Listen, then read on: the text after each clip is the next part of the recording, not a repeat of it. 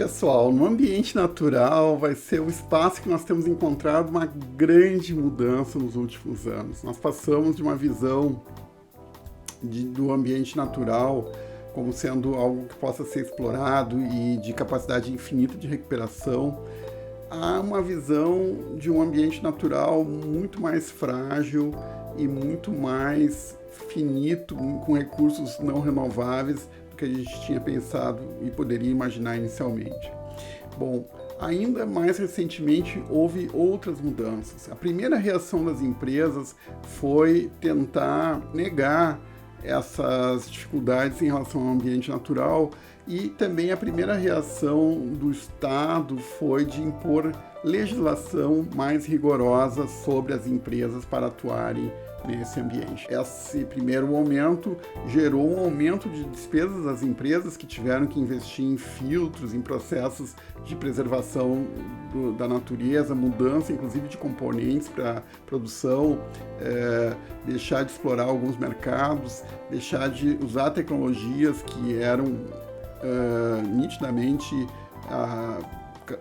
com impacto negativo sobre o meio ambiente. Algumas permanecem até hoje. A gente vai ver então as famosas sacolinhas de supermercado aí com uma praga nos mares e tudo, mas que continuam aí. Agora, gradativamente está se substituindo por plástico biodegradável. Mas essas mudanças muitas vezes são lentas, e essas mudanças também são muitas vezes caras. Elas implicam em uso de matérias-primas mais nobres e o uso de tecnologias mais avançadas para poderem serem viabilizadas. Bem, mais recentemente a gente observa uma mudança no discurso e na perspectiva dessa relação das empresas com o meio ambiente.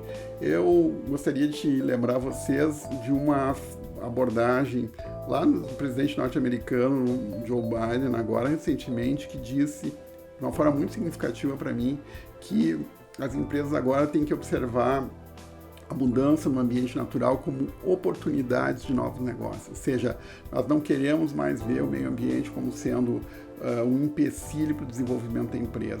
As condições sociais e econômicas dos países, mesmo os países desenvolvidos como os Estados Unidos, impõem às empresas que elas sejam capazes de, além de superar as dificuldades colocadas pela limitação do meio ambiente, ainda usar essa preocupação como uma alavanca para novos negócios. E nós temos países como a Finlândia que têm nos mostrado que isso é muito possível e que isso pode ser muito rentável também. Lá na Finlândia, se vocês não sabem, lá eles são capazes de recuperar 100% do lixo, inclusive eles recebem lixo de alguns países da Europa e são pagos para isso, e são capazes de transformar 100% desse lixo em componentes de matéria-prima e recebem por isso de novo. Então é um negócio muito interessante e é a maneira que sintetiza como as empresas hoje devem olhar as limitações do ambiente, a limitação dos recursos como sendo uma oportunidade de negócio.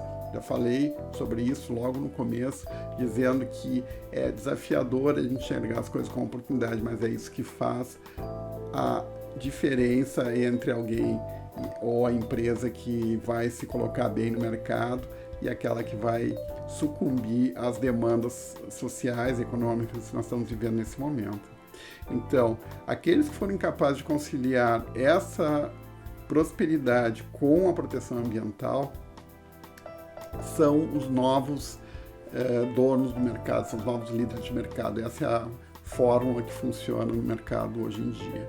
Bem, isso não é difícil e nem é impossível. Eu já falei há muito tempo atrás, a empresa Natura se posicionou dessa forma, foi muito bem sucedida. Mas aqui no estado mesmo nós temos exemplos da metalúrgica Gerdau, a siderúrgica rio-grandense, que há muito mais tempo atrás partiu do conceito de negócio de uso de metais já industrializados, a sucata, para a produção de outros produtos e a produção e comercialização de outros produtos. E um negócio também muito próspero, negócio que gerou muitos frutos e a empresa até hoje é uma empresa que merece nosso respeito e continua trabalhando com a mesma filosofia.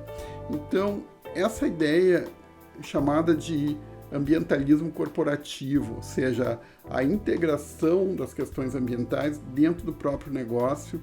E isso eu vou chamar a atenção de vocês da importância de se conseguir integrar essa preocupação ambiental, então, e principalmente ser capaz de comunicar isso também para os nossos clientes, nossos consumidores. Essa questão, então, que vai envolver todos os desafios ambientais, entre a questão da camada de ozônio, a questão do efeito estufa, aquecimento, a questão do problema de geração de energia com combustíveis fósseis, o problema do transporte, né, em relação ao consumo de energia, a questão da pobreza também, o impacto negativo da pobreza sobre o meio ambiente, todos esses aspectos ambientais em relação à questão do meio ambiente, eles precisam ser levados em conta pelas empresas, e as soluções que elas apresentam para a sociedade, para os seus clientes hoje, devem estar alinhadas com essas preocupações. Então, na literatura aponta ali 4 aspectos críticos do ambiente natural que nós temos que levar em conta quando nós fizermos a análise do nosso negócio.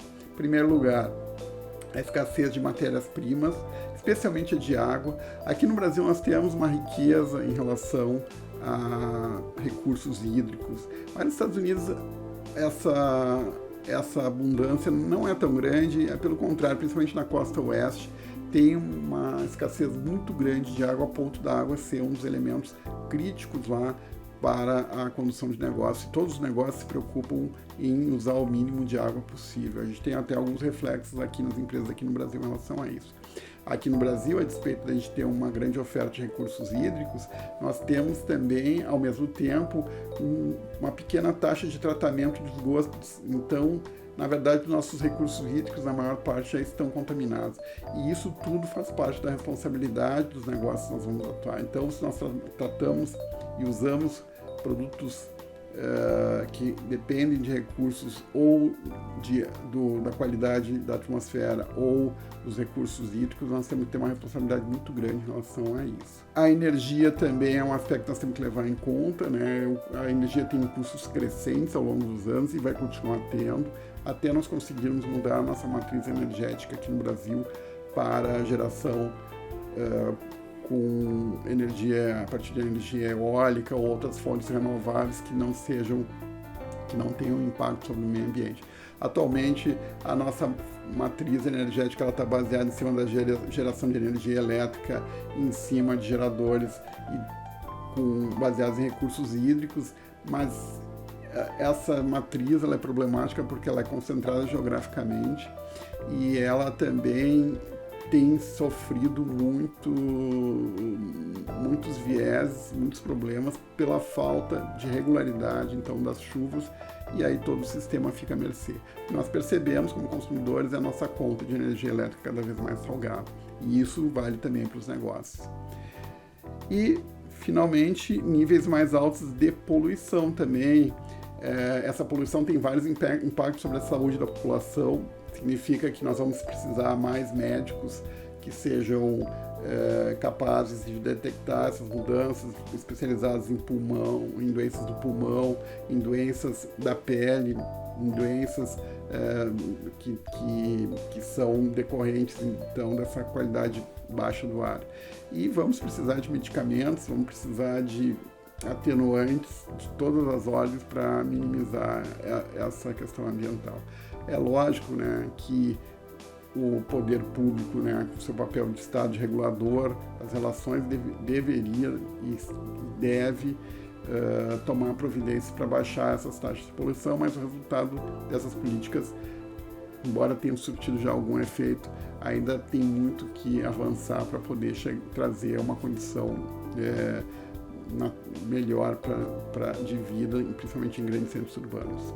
Então, sobre o ambiente natural, essas questões devem ser levadas em conta quando nós formos olhar para o nosso negócio e quando nós formos tomar decisões a respeito de políticas e estratégias que nós vamos adotar em marketing a respeito do nosso negócio. Muito obrigado.